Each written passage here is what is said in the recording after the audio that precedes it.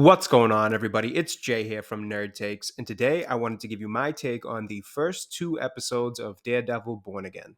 So, Disney and Marvel have released the first two episodes of Daredevil Born Again, which is a follow up to the original Daredevil show on Netflix. And I got the chance to watch both and wanted to share some of my thoughts on the show so far. Now, the original run of this show is one of my favorite things from the MCU. I really enjoyed it, and I think it's one of the best quality products to ever come out of the MCU. So, going into this, I was a little bit nervous of what Disney may do with the series now that it's in their control. As I've mentioned in past videos, I haven't really enjoyed any of the Disney Plus shows, or really most of the movies from phases 4 and 5. And on top of that, the cameos of the two main characters from this series, Daredevil himself and Kingpin, in shows like She Hulk, Hawkeye, and Echo, have ranged from not good to ruining major aspects of the characters. But even with that in mind, I actually really liked the trailer for the series, so I was optimistic going into this one. And so far, two episodes in, I'm happy with what I've seen. I think the show is off to a good and solid start. Now, that's not to say that it was a perfect first two episodes, because they weren't, but I thought they did more good than bad, and to me, that's what I really wanted to see with the start of this series. So, starting with some of the things that I liked about the show, the best place to start is the acting of both Charlie Cox and Vincent D'Onofrio. Both actors do a good job at getting back into these roles now that the characters are in much more of a similar tone as the original run of the show. Charlie Cox specifically impressed me with some of his emotions that he's able to show in this one. There's some really heavy stuff that happens in these first two episodes, which takes his character through some difficult emotions, and he conveys them in a way that makes you feel his pain. But he also balances out the emotional ride that his character is on with some lighter tones and happier feelings that really show off his range as an actor.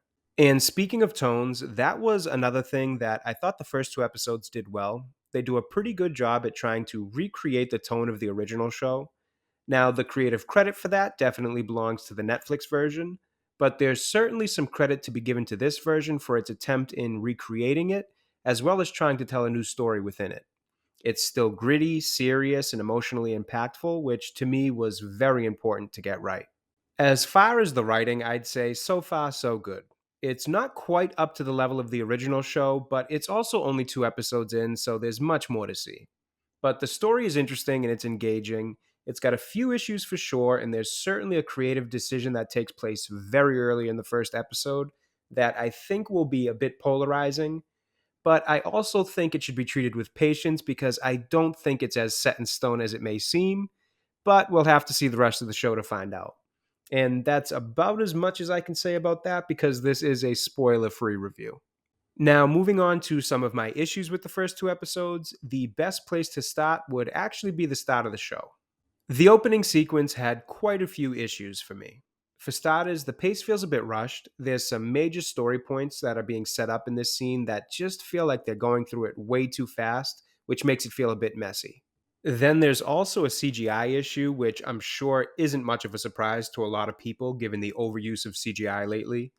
Essentially, there's a portion of this opening scene that's action based, and they use a lot of CGI for it, and it's pretty bad. I can appreciate what they were trying to do with some of it, but it just looks rough and doesn't land the way that I'm sure they wanted it to. And then there's some inconsistency in the fight choreography as well. The fight in this opening sequence just isn't very good, which is a shame because given the characters who are fighting, it should have been great.